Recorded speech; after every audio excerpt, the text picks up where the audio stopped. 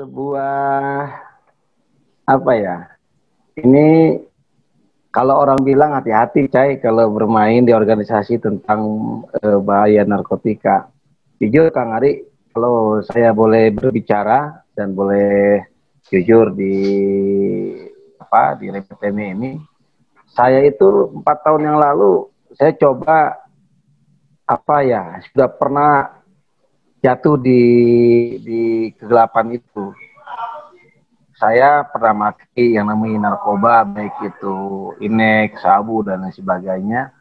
Dan hingga yang membuat saya sadar akan bahaya narkoba itu, ya ketidakpastian hidup kita.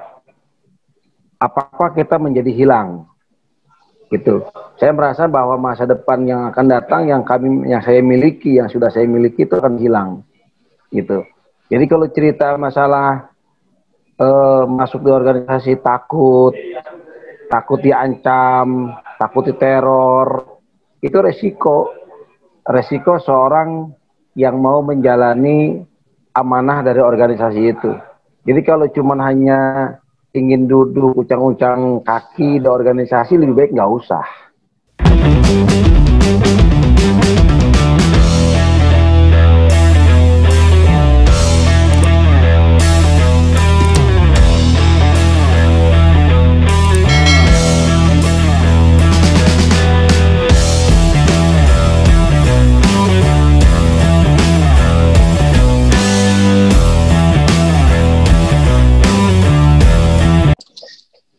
Baik, Assalamualaikum warahmatullahi wabarakatuh. Selamat datang kembali teman-teman di acara Remeh Temeh. Hari ini kita kedatangan atau kehadiran seorang aktivis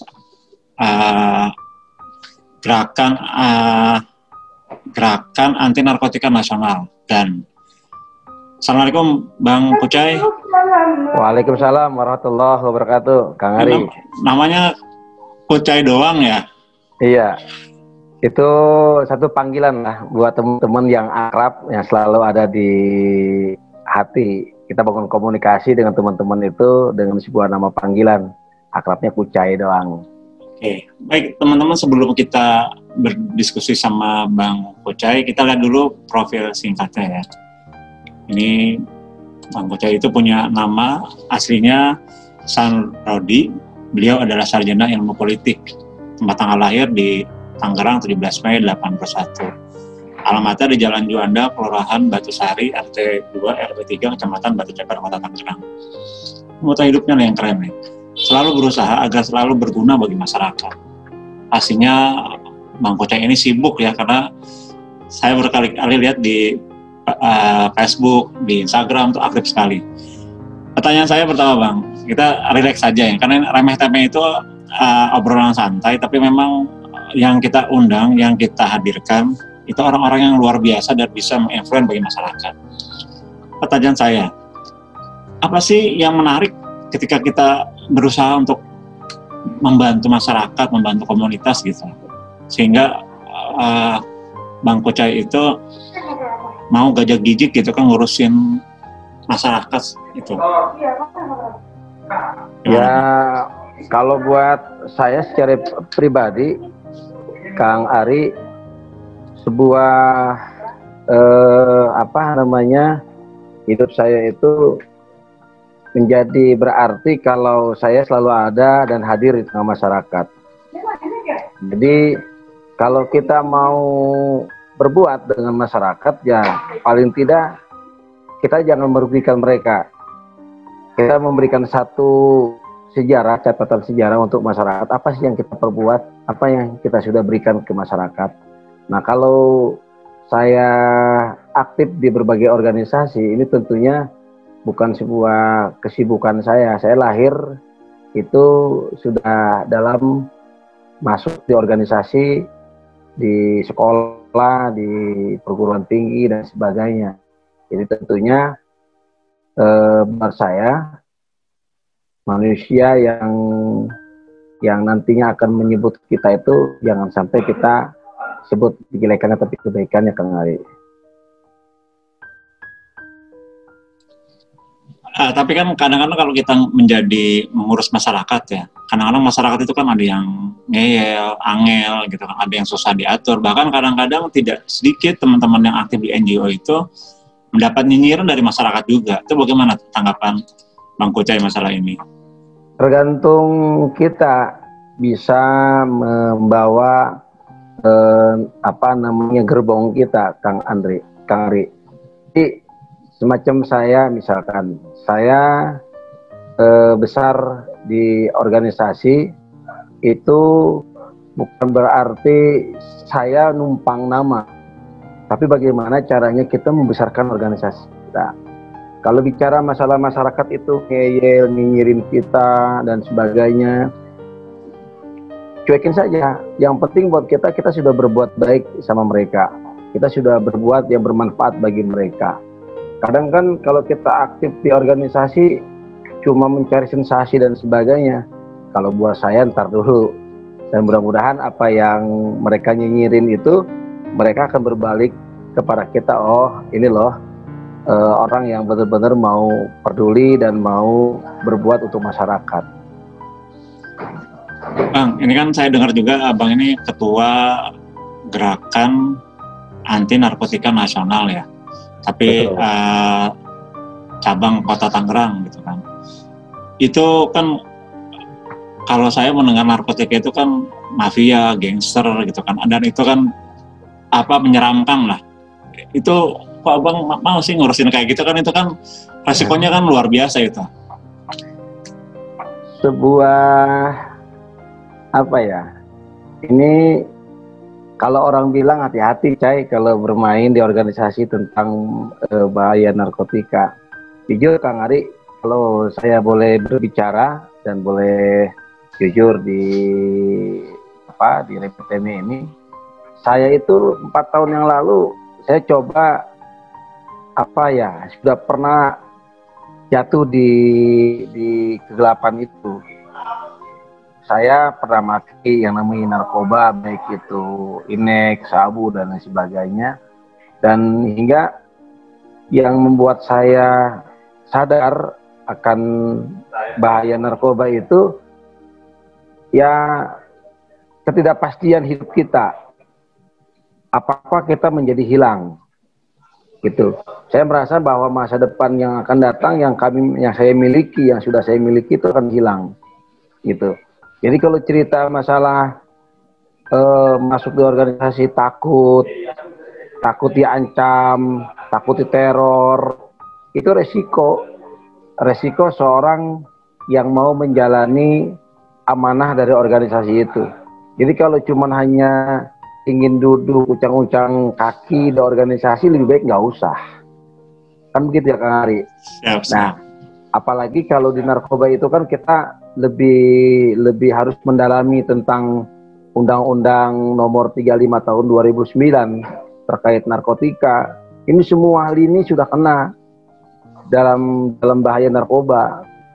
Jangankan dulu yang namanya orang tua kenal sama inek, itu nggak ada yang kenal sama inek.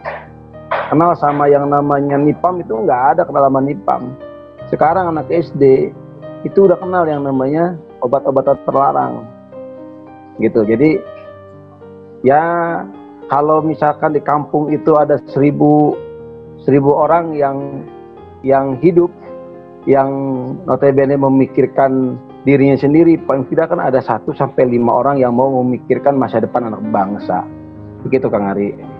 Boleh cerita dikit dong Bang, masalah GAN itu apa dan sebenarnya mereka ngurusin apa aja sih gitu. Kalau GAN itu generasi anti narkotika nasional. Oh, G-nya tuh generasi ya? Ya, bukan gerakan. Jadi generasi.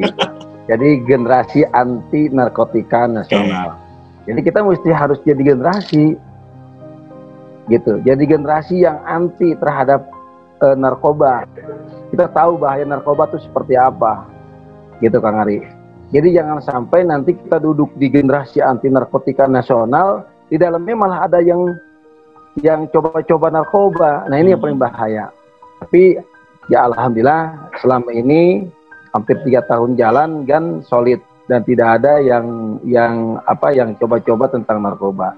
Nah, kegiatan GAN kita selalu bersinergi dengan BNN Kota Tangerang, juga dengan Kesbang Pol Kota Tangerang, di mana Kesbang Pol sudah menunjuk GAN untuk menjadi narasumber di acara seminar bahaya narkoba di kampung bersih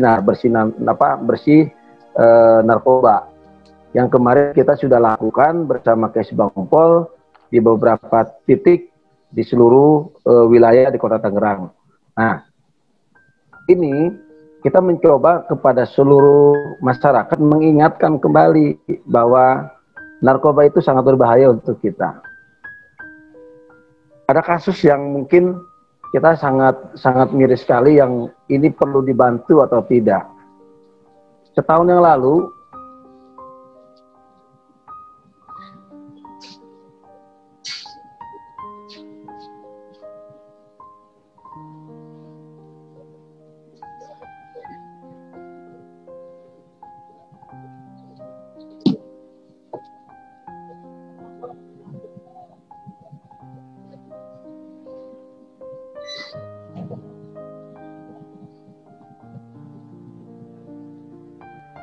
pelajar yang berseragam, menggunakan seragam, mengisap gorila. Yang 4 lari, yang 2 tertangkap oleh BNN. Lalu apa yang kita lakukan? Kita lakukan kooperatif atau konsultasi dengan BNN. Apa yang perlu kita rapihkan? Apa yang perlu kita benahi? Dan alhamdulillah setelah kita diterima oleh BNN, menjelaskan dan sebagainya, akhirnya BNN mau menerima apa yang kami sampaikan dari GAN. Nah, ini GAN coba berupaya semaksimal mungkin, khususnya di Kota Tangerang, untuk tidak ada lagi bahaya narkoba. Gitu, Kang. Kalau di Kota Tangerang sendiri, Kang, itu sudah darurat belum sih? Sudah ancaman narkotika ini? Saya rasa darurat tidak darurat, ancaman bahaya narkoba itu menjadi musuh kita bersama. Kota Tangerang yang disanggah oleh ibu kota negara, Jakarta, yang memiliki ada bandara, yang memiliki jalan tol, laut, antar lintas Sumatera dan sebagainya. Ini menjadi sebuah ancaman kedaruratan bahaya narkoba. Bayangkan, ketika saya dilantik menjadi ketua DPC GAN Kota Tangerang, 3 hari kemudian ada penggerebekan industri home di Benda, di mana pelakunya mengindustri membuat Inex itu sampai sebanyak 1 juta butir. Nah, 2 minggu kemudian BNN Pusat bersama Polres Jakarta Barat dan Polda Metro Jaya berhasil mengungkap industri home pil PCC di kawasan perumahan DPR Cipondo. Itu pun banyak sekali jumlahnya. Di Hari Anti Narkotika Internasional 2 tahun yang lalu, itu Polda berhasil mengungkap industri home pembuatan sabu, itu pun terjadi di Cipondo. Lalu berapa bulan kemudian Jatiuwung, Priuk, Karawaci. Artinya Kota Tangerang yang ruang lingkupnya 13 kecamatan itu sudah sangat gawat darurat, dan ini tentunya perlu kita soroti. Sayangnya nih, Kang Mas Ari, ini kita coba untuk mendorong kepada seluruh pegiat anti narkotika di Kota Tangerang untuk mengajak anggota DPRD Kota Tangerang bersama-sama dengan akademisi dan sebagainya membuat satu rancangan peraturan daerah. Coba di Kota Tangerang ada nggak peraturan daerah tentang bahaya narkoba? Belum ada, hari. Baru hanya ada peraturan daerah Perda nomor 7 dan 8. Itu pun hanya minuman keras saja dan pelacuran, tapi untuk untuk narkoba itu belum ada. Jadi kalau dianggap darurat atau tidak darurat, saya katakan bahwa Kota Tangerang itu sangat darurat. Pernah ini nggak Kang, menangani kasus narkotika yang melibatkan anak-anak di bawah umur gitu? Kalau kasus di bawah umur saya belum pernah, belum menemukan itu. Tapi kalau kasus adanya penangkapan, baik itu pengguna dan lain sebagainya, saya pernah melakukan mediasi dengan pihak Polri untuk melihat penanganannya. Jadi kadang kalau kita melihat penangkapan itu kan tidak melihat pasal per pasal, gitu Kang Ari.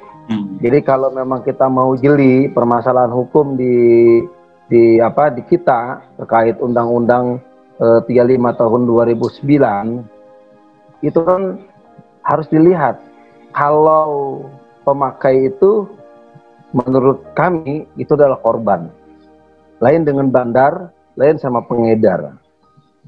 Jelas di pasal per pasal Undang-Undang 35 tahun 2009 dijelaskan bahwa pengguna atau pemakai itu adalah korban wajib untuk direhabilitasi, bukan untuk ditahan. Nah, terkadang ini dibalik, gitu. Penempatan pasal di sebuah berita acara perkara yang dilakukan oleh teman-teman kepolisian itu terkadang mengecoh kita, gitu. Kita sih ya fine saja, terbuka saja dan berterima kasih kepada kepolisian yang sudah mengungkap para bandar, pengedar dan pemakai.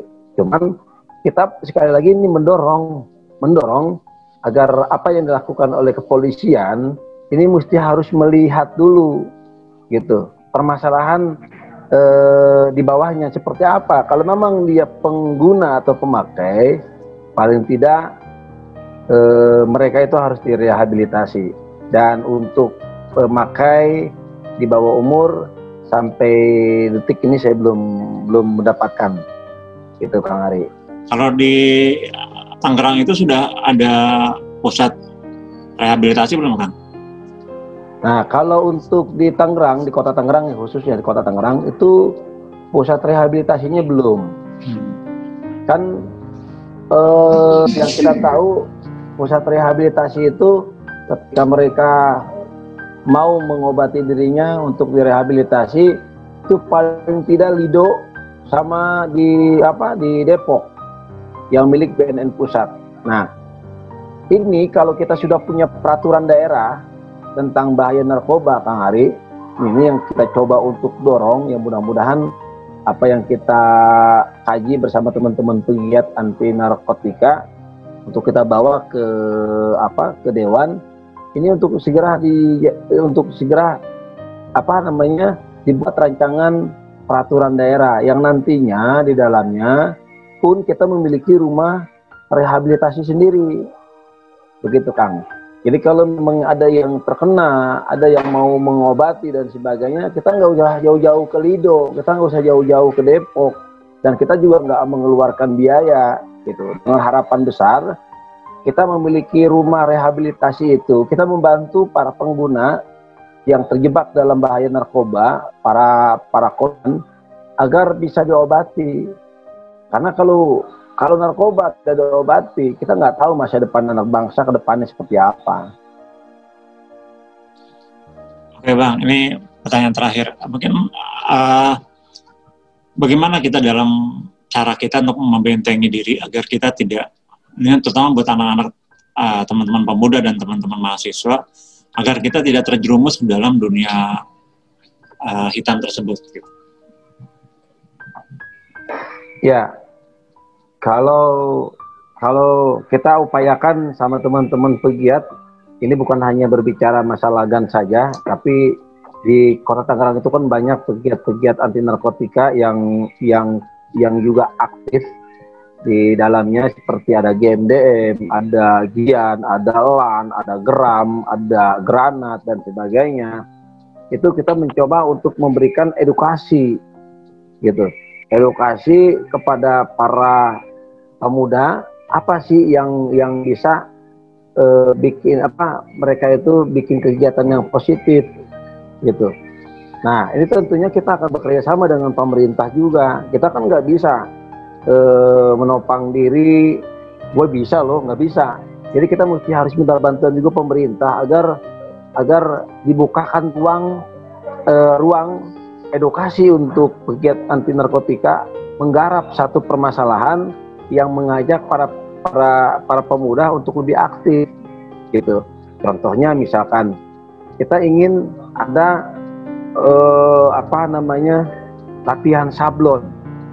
Di kita belum ada tuh latihan sablon. Nah, nanti kita bekerja sama dengan unit lembaga mana, dengan dinas mana untuk melakukan sablon. Nah, agar edukasi teman-teman pemuda yang mau melakukan hal-hal yang positif, kita rangkul mereka. Lalu bengkel, lalu mekanik mesin, jahit, banyak edukasi-edukasi positif yang kita sendiri di pemikiran para pegiat itu ingin melakukan semacam ini, tapi sekali lagi kita nggak tahu nih harus bagaimana gitu. Kalau kita cuma hanya mengandalkan satu proposal ke pemerintah, itu harapannya kecil sekali, Kang. Nah, harapan saya yang sangat besar adalah di akhir di Remeteme ini, wawancara Remeteme, saya berharap besar pemerintah Kota Tangerang ini mau mendengarkan apa yang dikaji oleh teman-teman pegiat anti narkotika bersama para wakil rakyat untuk segera membuat rancangan peraturan daerah tentang bahaya narkotika. Saya rasa kalau itu sudah dibuat, mempersempit ruang gerak para pelaku kejahatan narkoba dan juga pengguna dan sebagainya, saya yakin bisa. Kan kalau peraturan itu kan yang lebih menekan mereka agar mereka tidak melakukan apa-apa. Pegiat cuma hanya melakukan sosialisasi, seminar dan sebagainya. Setelah itu mereka lepas gitu. Tapi kalau memang kita punya minimal kekuatan hukum peraturan daerah, saya rasa ini salah satu petunjuk untuk kita melakukan edukasi yang lebih kuat, lebih positif untuk anak bangsa ke depan agar jauh daripada narkoba. Bang Ari. Baik, ini terima kasih nih Bang Kocai atas waktunya. Mungkin ada pesan-pesan semangat buat mahasiswa dan para pemuda. Silakan Kang, mau disampaikan. Statement closing saya untuk siapapun, tua, muda, kecil, tidak melihat dia mahasiswa, tidak melihat dia aktif di masjid, tidak melihat dia aktif dimanapun. Narkoba itu sasarannya bukan hanya mahasiswa, narkoba itu bukan sasarannya pada pedagang dan sebagainya, tapi seluruh orang yang coba-coba ingin melumpuhkan masa depan bangsa, terutama pemuda. Saya berpesan, ayo kita merdeka tanpa narkoba. Jauhi narkoba, kasihani diri kita dan keluarga kita, karena dengan narkoba masa depan kita tidak akan cerah. Ingat kata Bung Karno pernah berkata, berikan kepadaku sebuah pemuda, akan aku guncang dunia ini. Artinya masa depan bangsa ini ada di pemuda, tentunya dengan tanpa narkoba. Begitu Bang Ari. Baik, terima kasih Bang Kocai atas waktunya. Mohon maaf kalau mengganggu. Terima kasih untuk sudah hadir di Remeteme. Sehat selalu dan hati-hati dan terus bisa berkarya bagi masyarakat dan lingkungan. Terima kasih Bang. Assalamualaikum warahmatullahi wabarakatuh. Waalaikumsalam warahmatullahi wabarakatuh.